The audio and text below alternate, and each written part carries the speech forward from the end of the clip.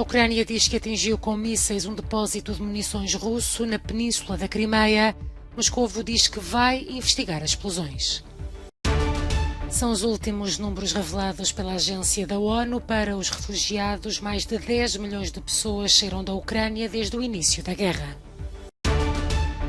A falta de água está a condicionar a navegação no rio Reno, que atravessa 6 países europeus.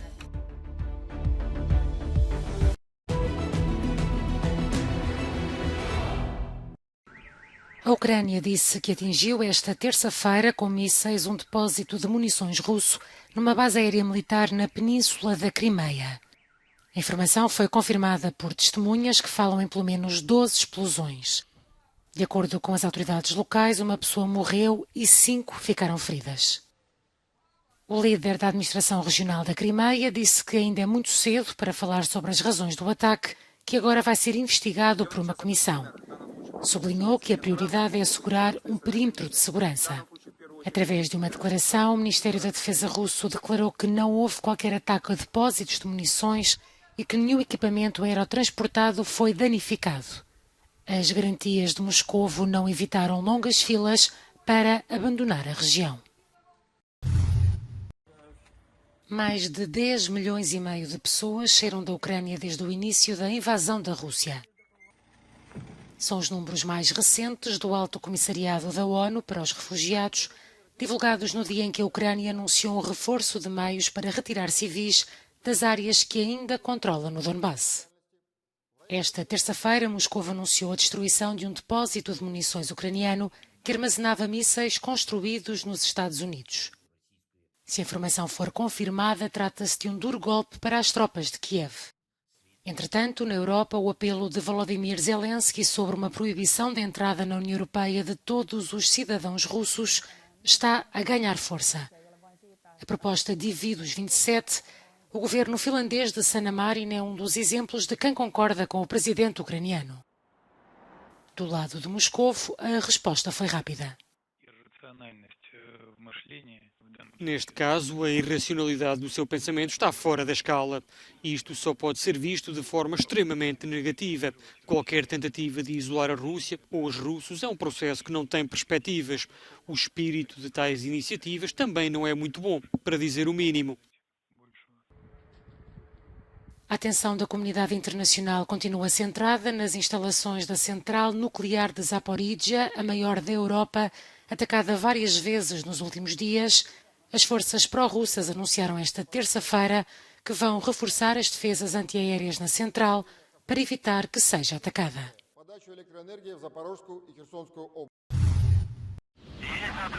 A Rússia lançou esta terça-feira um satélite de observação iraniano a partir do Cazaquistão. O Irão já garantiu que vai controlar o satélite, que será utilizado apenas para monitorização ambiental, mas esta cooperação estratégica entre Moscovo e Teherão na indústria espacial está a levantar preocupações no Ocidente. Vários países acreditam que a Rússia pode usar este aparelho para apoiar a ofensiva na Ucrânia.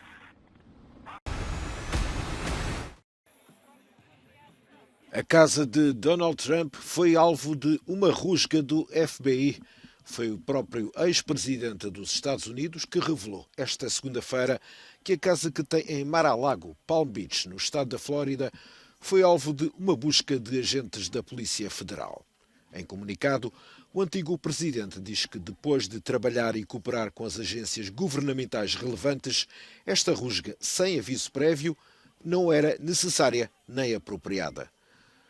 No extenso texto, em que diz estar a ser vítima de perseguição, Donald Trump sublinha que esta é uma ação como nunca aconteceu a um presidente norte-americano. O Departamento de Justiça tem estado a investigar a descoberta de caixas com informação classificada que foram levadas para Mar-a-Lago depois de Trump deixar a Casa Branca. Mas ainda não está claro se a busca do FBI está relacionada com este assunto. Dia de eleições presidenciais no Quênia, cerca de 22 milhões de pessoas são chamadas às urnas para escolher o sucessor de Uhuru Kenyatta, que liderou o país durante 2 mandatos, o limite estabelecido pela Constituição. Na corrida há 4 candidatos, mas as sondagens indicam que apenas 2 podem sair vencedores. De um lado, Raila Odinga, o antigo primeiro-ministro, tem 77 anos, concorre pela 5ª vez e tem o apoio do presidente cessante. Do outro, o vice-presidente William Ruto, de 55 anos. Em algumas zonas do país, centenas de eleitores fizeram fila horas antes da abertura das urnas. É importante votar para melhorar a nossa vida. Precisamos de afastar líderes que não têm desempenho e substituí-los por líderes melhores.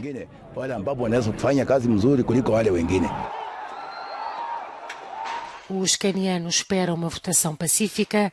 No país, ninguém esquece as últimas presidenciais em 2017 e os confrontos em que morreram mais de 1000 pessoas. Este ano, a Europa bate recordes em termos de área queimada num contexto de ondas de calor e fraca precipitação. Em Portugal, o incêndio da Serra da Estrela lavra há vários dias num terreno descrito como difícil.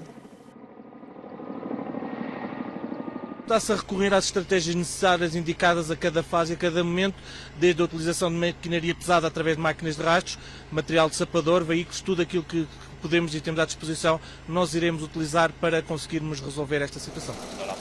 A nível europeu, este ano, Espanha é um dos países com mais área queimada. Na província de Ávila, no centro do país, os bombeiros continuavam mobilizados esta terça-feira para evitar o recomeço dos incêndios.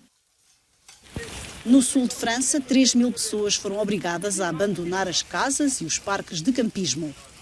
Os bombeiros atearam fogos para travar a contenção das chamas através da técnica do contrafogo. Este ano, o verão em França tem sido excepcionalmente quente e seco. Em todo o território há restrições ao uso de água. Na Rússia, há incêndios gigantescos desde o mês de março, na região da Sibéria Ocidental. No ano passado, a época dos fogos foi descrita pelas autoridades russas como a pior de que há registro e este ano, ainda antes do verão, a Sibéria já tinha batido recordes ao nível da área queimada. Navegar no rio Reno está a tornar-se cada vez mais difícil.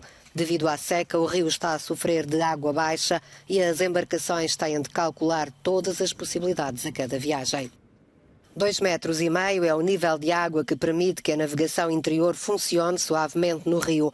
Contudo, o nível da água em Calbe, na região alemã da Renânia-Palatinado, é atualmente de apenas 51 centímetros. Significa que temos de ponderar cada viagem, temos de ver quanta água ainda temos na secção do Reno Médio. É a questão principal para nós. Com os baixos níveis da água, a navegabilidade do Reno é limitada, a capacidade de transporte da frota de navegação interior é por isso baixa. E isso significa também que todos aqueles que calculam com bens e serviços da via navegável com possibilidades de abastecimento correspondentemente mais baixas. Os cálculos da Comissão Hidrológica do Reno prevêem que as águas baixas possam afetar esta via navegável que atravessa 6 países com maior frequência no futuro. A previsão é de temperaturas mais elevadas, uma cobertura de neve mais fina nos glaciares alpinos que leva a uma menor contribuição de água para o Reno.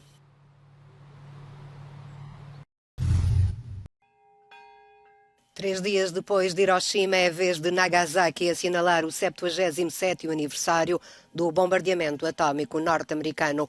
O primeiro-ministro do Japão, Fumio Kishida, alertou para o perigo que o mundo atravessa atualmente. A ameaça das armas nucleares e a possível utilização de armas nucleares estão a tornar-se reais. Enquanto se diz que o ímpeto para um mundo sem armas nucleares está a retroceder, continuarei a apelar para não se cometer o mesmo erro com as armas nucleares.